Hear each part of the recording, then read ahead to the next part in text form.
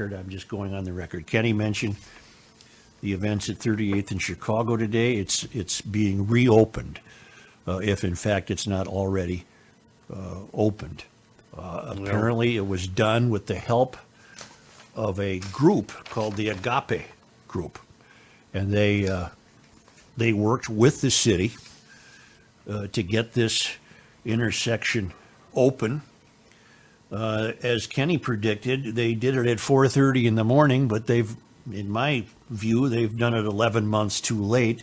I still firmly believe that the allowance of that malignant idleness contributed to an increase in crime. I know it's a safe space for many and a healing space for many, but it also, became dangerous and patrolled by not outlaws, but by private citizens, of whom the Agape Group is a private group. And the city apparently reached an agreement. That's how I would state it.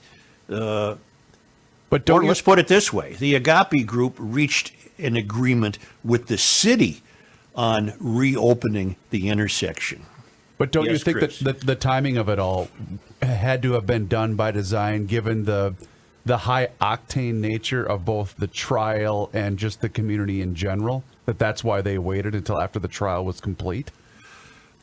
No, I will never forgive the city for allowing this to be closed for more than a year.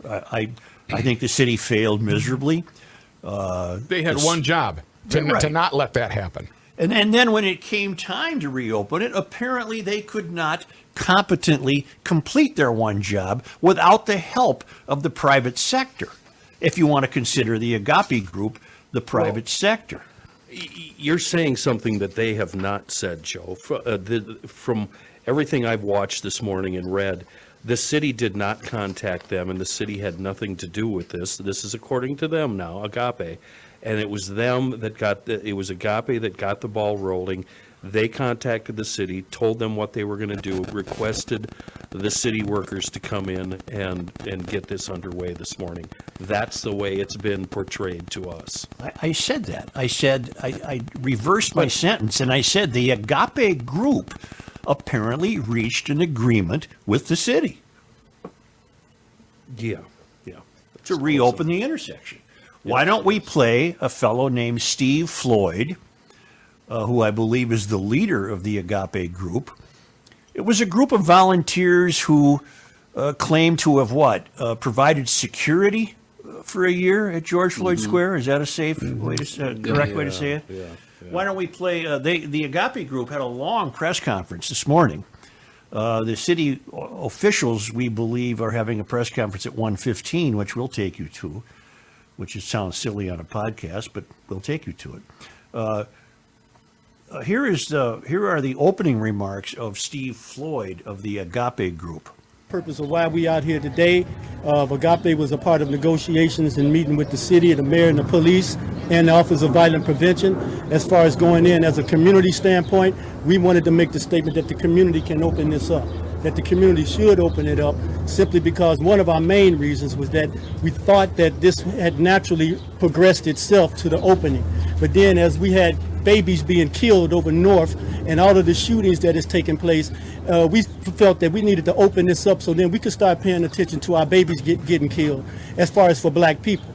And with that, we established this in our negotiations. We met with the chief, we met with the mayor, the city workers, and the Office of Violent Prevention, and negotiated and say we want the square to remain as it is, as far as all of the things that's going through. And they just wanted to add through traffic so it can open up, and then we can begin to make this a new normal and build this community to the way that it's supposed to be. We were expecting pushback. We expected that. But we also want to say that we want to acknowledge the women who was holding this thing down. This thing was held down by women, and we felt that they did an amazing and an incredible job on that. But now it's time to open it up. And it's basically us coming to the table, working together to continue this, because the goal for this is to what will happen after this is opened up. And as Agape Movement, we've established that already to make this community more profitable and more safer. And if you can see and recognize what was happening, what they've done, they've actually made it safer. It's only going to be 20 miles an hour going through here. It's going to be stop signs, so it won't be the rush that it normally has. So Agape played the role. with the community involved. We went around the community. We went door to door asking the neighbors what they felt without giving them any type of suggestion. Most of them, 90% of them said that they wanted to see it open, but they wanted to see it open safely. And we have done it as safely as we possibly could, and we're going to remain out here after it's over because we're going to build this community. And then we also want to pump up what's going on the north side. That needs to be paid attention to because we want to do the other side of Black Lives Matter. We ain't trying to prove to the world and to white people that Black Lives Matter. Now we're going to prove it to ourselves that Black Lives Matter to us. Boy, that compels in me a number of questions. Number one, I wonder how they arrived at the conclusion that now was the time to open it. And if you want to, if I could provide a hopeful response to my own question, it sounds like that in some capacity, the likes of this Steve Floyd, I'm assuming there's no relationship to George Floyd, in some capacity, he might have awakened to the idea that the closing of that intersection was not helpful to the overall crime scene in Minneapolis. No, it was just the opposite. And that he is acknowledging, to his credit, we need to get over there and stop killing children. In other words, forget that we've been playing Fort here for a year, hasn't accomplished a damn thing.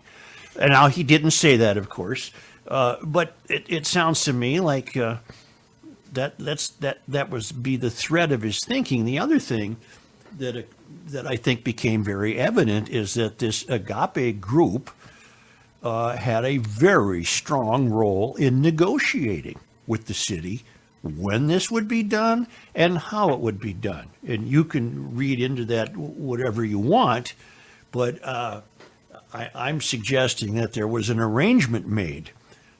No, I'm speculating that there was an arrangement made between the city and the Agape group. I got a note from Larry from Manitoba. Isn't it interesting that the same government that thinks they know what's best for us let the intersection of 38th and Chicago become unruly and out of hand and then turn to the private sector, Agape movement, to fix the problem? Thankfully, as I send this to you, there hasn't been any reports of violence at this intersection this morning. Did city leaders anticipate violence and not want to be associated with it? But when it gets accomplished successfully by Agape, I wonder if Fry or the city council will try and take credit for this success. Well, we'll learn that at 1:15. And I think we all know the answer to that question. Let me try to articulate better what I mean when I suggest that I think it was a mistake to let that intersection get closed. I don't know. Given the nature of who we've elected to office, particularly who represents that area, not Jeremiah, the transgender fellow. I thought it was Jenkins. Andrea Jenkins, transgender woman. Andrea Jenkins and is it Alyssa Cano? Yes. It was inevitable that Alondra. Sorry. It was inevitable that there would have been some sort of closure. We live in the day when instant memorials go up on freeways, and you know what I'm saying. It was inevitable that some permission would have been given to keep it closed, but not for a year. And what I mean by that is I think it was a sense of festering. I can't speak for the people who might have genuinely found peace there, but it became a symbol of unrest. And I just think had it been open for the year, there would have been a far more degree of normalcy. Of softness, of like a calm as it slides down. I agree with you. And then you add to that the malignant idleness, which in a large part was brought about by the COVID year. So it was a real bad conjunction of an idle COVID year for too many people, and this constant daily reminder of how police should be hated and what have you. I just think it was a dreadful, dreadful mistake, and it was brought to the citizens of Minneapolis by a very incompetent and way in over their head city council and mayor. And it took negotiations with this private activist group who got it done. Got it done. I don't know. I have no predictions to make about the future. Will activists now throw up other barriers there? Will they try to keep this, or will the police patrol it and keep it open? I have no idea. I was listening to some of it in Q, or the KSTV news report in Q. They are going to turn where the fist. Yes, they're going to turn Memorial? that's staying there. That memorial's staying there, and there will be what they call a permanent structure. Okay, but Right. I'm okay with this is an international destination, I think, down the road here. I don't mean tourist, but people will come here to see that site. That's okay, but it should be open and beautiful and not what piecemeal together. That's what they're trying to do. The thing in the middle of the street will become permanent, and it will be nice. They've already got the roundabout signs up. The roundabout signs went up right away as soon as they removed the barriers this morning.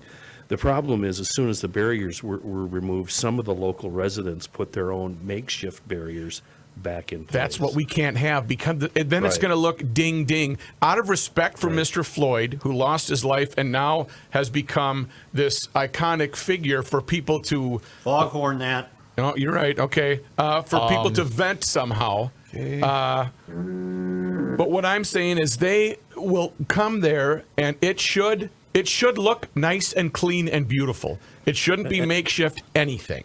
That's what they're Well- working for, Matt. Yeah. Well, that will take quite a bit of enterprise, because it's not by definition a beautiful intersection. It's an urban intersection with scraps of paper on the curb and whatnot. It'll take some real civic. Now that would be interesting to see a movement develop to beautify it. That's what I'm saying. Yeah. Whatever group it is, we're keeping this thing nice and clean, so when these people come by, they can have a pleasant experience. From everything I saw this morning, that is the goal. They didn't throw away any of the artwork or any of the flowers, the plants, or anything like that. They just moved them aside. The only thing they did was remove the barriers, and obviously they were probably going to try to get rid of the awful graffiti that's, some of it's pretty vile. Now, that There's being said, also- I don't think they should rename the governor's residence after this gentleman, but I do believe that intersection, that area, should be spruced up. They are also, some folks they're calling online for people to bring more materials to create barriers, which, Right. That's going to be an interesting. Right, so it's going to be interesting going forward, watching how Agape and the city deals with these the residents or whoever it is. I've already seen talks that it's Antifa, but that obviously hasn't been confirmed. From what I've been seeing, and John, did you find the same thing? John and I were doing a little fact checking there while you were talking, Joe. Agape is not the group that gave that ridiculous list of demands to the city last 24 demands. Yeah. Right. not It was not Agape. It was that the group that basically said they were in charge, the ex-Marine female, remember? Right. She right. was the head of that group. I don't know what they called themselves, but Right. I just think it will go down historically as a tremendous, tremendous mistake to have allowed that for a year. I just can't help but feel that it compelled. I want to say it compelled crime, but I might be reaching too far. I don't think you are, Joe, because I think in their own words, that's what Agape said. And we only played the first couple of minutes, but there were 3 speakers this morning. It was like a 13-minute presser.